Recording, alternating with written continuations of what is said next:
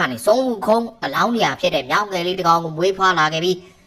အဲ့ဒီငမွေကောင်လေးကမွေးလာခြင်းမှာပဲသူ့မျက်လုံးတဲကလေးစားမိတွေနဲ့လောကကြီးကိုစတဲ့နှုတ်ဆက်လိုက်ပါလိဒီချိန်မှာလက်ပြည်မှာတော့မိုးနိုင်မင်းကြီးကနှစ်ပတ်လဲပွဲတစ်ခုကျင်းပဖို့ဆွေးနွေးလျက်ရှိပြီးတော့အဲ့ဒီချိန်မှာပဲမြောင်းငယ်လေးစီကလေးစားရောင်ကြီးတွေဟာလက်ပြည်တီကိုထိုးပေါက်ဝင်ရောက်လာပါတော့တယ်နိုင်မင်းကြီးလည်းဒေါသထွက်ပြီးတော့မြောင်လေးကိုရှင်းလင်းပြဖို့လုပ်ပေမဲ့ရုတ်တဲ့ဗုဒ္ဓမြတ်စွာရောက်လာကမြောင်းငယ်လေးဟာအလွန်ထူးခြားသူဖြစ်တဲ့ပြင်သူရှောင်လဲရမယ်ဘွားခီးကိုလည်းကံကြမ္မာကတတ်မှတ်ထားပြီးဖြစ်တာကြောင့်လွတ်ထားလိုက်ဖို့မိန့်တော်မူပါလေဒါနဲ့မိုးနိုင်မင်းကြီးကလည်းဗုဒ္ဓရဲ့စကားကိုနားထောင်ပြီးမြောင်းငယ်လေးကိုရံမပြုတ်တော့ပါဘူးအဲ့တော့မြောင်းငယ်လေးကတောထဲမှာလိုက်ဆော့ကစားနေခဲ့ပြီးတနေရာမှာတော့မြောက်သားမိတစ်ကောင်ချစ်ခင်ကျင်နာစွာဖတ်ထားတာကိုမြင်လိုက်ရပါလေဒါအောင်ရင်တော့သူလည်းပဲချစ်ခံနေတာကြောင့်အဲ့ဒီမြောက်လေးကိုဆွဲထုတ်ပစ်လိုက်ပြီးတော့သူ့သာဝင်ဖက်နေပါတော့တယ်ဒါပေမဲ့မြောက်မိခင်ကြီးကသူ့သားမဟုတ်တာကြောင့်ဆွဲခွာပြီးတော့မောင်းထုတ်ပစ်တာခံလိုက်ရတာပါဒီလိုနဲ့မြောက်လေးကရှေ့ဆက်သွားခဲ့ပြီးတော့မြောက်အိုကြီးတစ်ကောင်ကမြောက်ငယ်လေးတွေကိုဒီတောကြီးထဲမှာနေထိုင်နေတွေကိုတင်ကြားပေးနေပါတယ်အဲ့နောက်မှာမြောက်ကြီးကတစ်ပင်မော်တက်သွားပြီးတော့တစ်ဖက်ပင်ကအုံးဒီကိုကူးယူဖို့လန်လှမ်းလိုက်ပေမဲ့မမိခဲ့ပါဘူးဝူခုံးလေးကဒါကိုမြင်တော့တစ်ပင်အရေးအောက်ကထွက်သွားပြီးတခြားပင်မော်ကိုတက်ဖို့လှုပ်ပါတော့တယ်မြောက်အိုကြီးကသူ့ကိုအမြန်တားဖို့ကြိုးစားပေမဲ့အချိန်မမီလိုက်တော့ပါဘူးမြောက်အိုကသူတို့တွေအားလုံးကတတ်မှတ်ထားတဲ့စီကံတွေနဲ့ညီနေထိုင်ရမှာဖြစ်ပြီးကောင်းကင်ဘုံကမသေးမျိုးဖြစ်တဲ့နာမည်တွေကသာလွတ်လပ်စွာနေထိုင်ခွင့်ရှိတယ်လို့ဆုံးမစကားပြောပါတယ်သူတို့မြောက်ကြီးသူမတွေချမှတ်ထားတဲ့စီကံကတစ်ပင်အရေးအောက်ကမထွက်ရဘူးဆိုတာပါ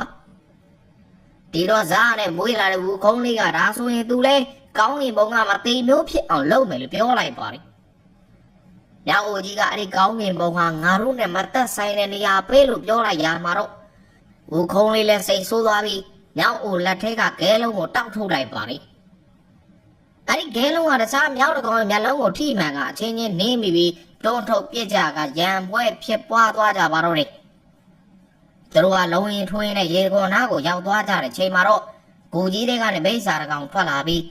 မြောက်ငယ်လေးတကောင်ကိုဖမ်းခေါ်သွားပါတော့တယ်အဲ့တော့မြောက်အိုကြီးကဒါတွေအားလုံးကဒီမြောက်ငယ်ကြောင့်ဖြစ်တာဆိုပြီးတော့ဝူခုံးလေးကိုအားလုံးအုံသီးတွေနဲ့ပြစ်ပေါက်ကမောင်းထုတ်လိုက်ကြပါတော့တယ်ဝူခုံးလေးလည်းကြီးကျယ်စိတ်တွေဆိုးပြီးတော့သူ့ကိုပြစ်ပေါက်တဲ့အုံသီးတွေအကုန်လုံးကိုကောက်ယူလာခဲ့ပါလိမ့်အဲ့နောက်သူမွေးဖွားလာတဲ့ကြောင်တုံးကိုမိစ္ဆာတကောင်လိုဖန်တီးလိုက်ပြီးအုံသီးကိုလက်နက်ဖြင့်သုံးလို့တိုက်ခိုက်ချိန်မုံတွေစတင်လေ့ကျင့်ပါတော့တယ်ဒီလိုနဲ့တကူတော်နေထိုင်လာခဲ့တဲ့နောက်ဆုံးမှာတော့ဝူခုံးကလူလားမြောက်တဲ့ရွယ်ကိုရောက်လာခဲ့ပြီဖြစ်ပါတယ်တဲမှာတော့မိစ္ဆာကြီးကဂူပြင်ကိုထွက်လာပြီးတော့မြောက်အုပ်ကြီးကိုတိုက်ခိုက်နေချိန်မှာဝူခုံးရောက်လာခဲ့ပြီးသူလေ့ကျင့်ထားတဲ့အုံသီးလက်နက်တွေနဲ့ပြစ်ပေါက်ပါတော့တယ်ဒါမဲ့မိစ္ဆာကိုပန်းနဲ့ပေါက်သူတို့ဖြစ်နေတာကြောင့်မြောက်ငယ်လေးတစ်ကောင်ကိုဖမ်းယူပြီးတော့ထွက်သွားနိုင်ခဲ့ပြန်ပါတယ်ဝူခုံးကအားမလျှော့ပဲအဲ့ဒီဂူထဲကိုလိုက်ဝင်သွားမယ်လို့ဆိုတဲ့အခါ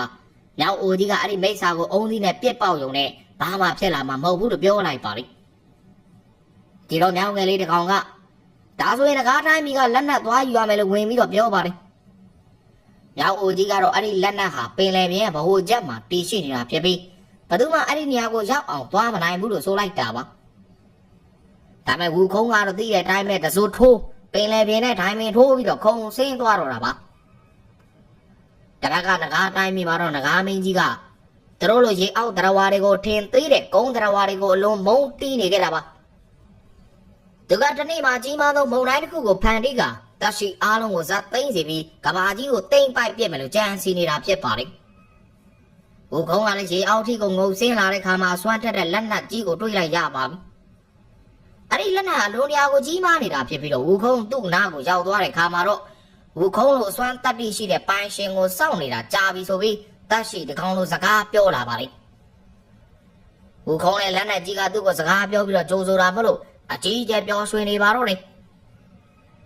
အဲ့တော့မှတော့တောင်မွေးကြီးကိုလက်နဲ့ထိလိုက်တာနဲ့တပြိုင်တည်းထဲမှာပဲအလင်းရောင်ကြီးတွေဖြာထွက်လာခဲ့ပြီးတော့